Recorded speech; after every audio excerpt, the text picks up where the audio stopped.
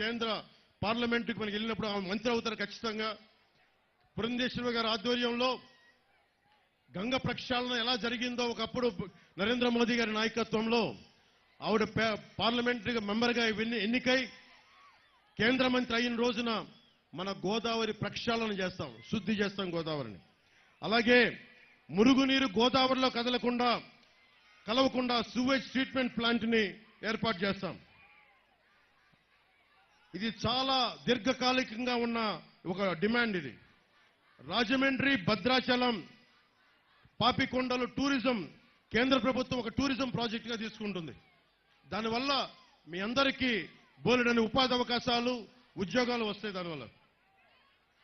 అలాగే జగన్ చెప్తా ఉన్నారు, కాపు నేస్తానికి కాపులకి 65 లక్షలు నేను కాపు నేస్తాం ఒకటే మేము ఇచ్చాం, కాపు నేస్తాం అని మాట్లాడుతూ ఉన్నారు. దాని లెక్కలు కూడా చెప్తాం.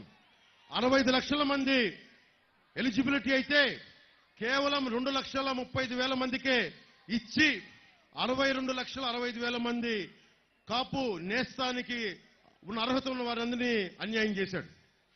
వాళ్ళు రాష్ట్ర వ్యాప్తంగా ఇచ్చిన వాళ్ళకంటే రాజమండ్రి పార్లమెంటు పరిధిలో అర్హులు ఎక్కువ మంది ఉన్నారు. పథకం మొత్తానికి 354 కోట్లు ఇచ్చిందేమో 354 కోట్లు, యాడ్లు ఇచ్చిందేమో 200 కోట్లు యాడ్. అదేదో ఇచ్చి కొంతమంది లబ్ధిదారులకి నిజంగా డబ్బు వచ్చేది. వాళ్ళ వాలంటీర్లు 65 లక్షల మహిళల ఇంటికి వెళ్లి డాక్యుమెంట్లు తీసుకొని వాళ్ళని ఆశలు రేపి కాపు నేస్తం వస్తూ చెప్పి గాలికి వదిలేశారు.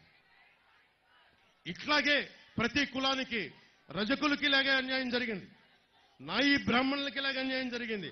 అన్ని కులాలకి 23, 24 మనకి పథకాలు, ఎస్సీ కులాల విద్యార్థులకు సంబంధించిన పథకాలు తీసేశారు. అంబేద్కర్ విదేశ విద్యా పథకం తీసేశారు. దానికి జగనన్న విదేశ విద్యా పథకం అని చెప్పి దానికి కూడా డబ్బులు ఇవ్వలేదు. ఇవన్నీ మారాల్సిన అవసరం ఉంది. దాదాపు 34% ఉండే బీసీ రిజర్వేషన్లు లోకల్ బాడీ ఎన్నికల్లో 24% చేస్తే ఇన్ని వేల మంది బీసీ నాయకత్వం కోల్పోయారు ఈ రోజున.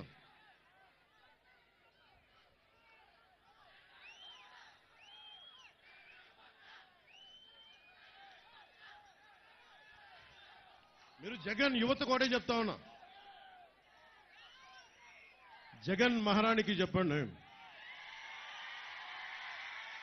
నేను చాలా మంది అంటా ఉన్నాను, నిన్న మాట్లాడుతూ ఉంటే సార్ మీ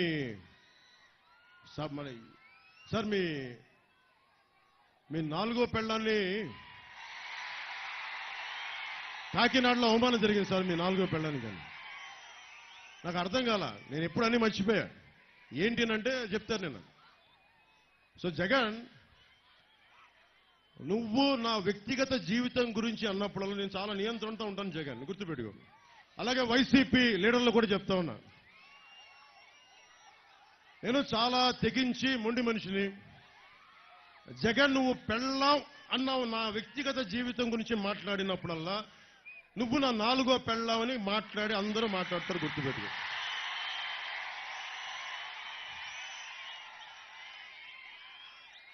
మనం మాట్లాడితే అంట నేను కూర్చోబెట్టి నియోజకవర్గాల్లో మారుస్తా ఉంటాను. మరి నువ్వెందుకు మార్చావు? నువ్వు 70 మంది ఎమ్మెల్యేలకు ఎందుకు మార్చావు? ఎక్కడో నెల్లూరులో ఉన్న వ్యక్తిని తీసుకెళ్లి నరసరావుపేట ఎంపీకి ఎందుకు పెట్టావు నువ్వు?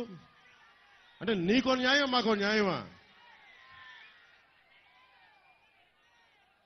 మీకున్న మీరు యువత, మీ అందరికీ ఒకటే చెప్తా ఉన్నా, మీకు ఒక పాస్పోర్ట్ రావాలి అంటే పోలీస్ వెరిఫికేషన్ ఉండాలి. మీ మీద పోలీస్ కేసు ఉంటే మీకు ఉద్యోగాలు ఇవ్వరు.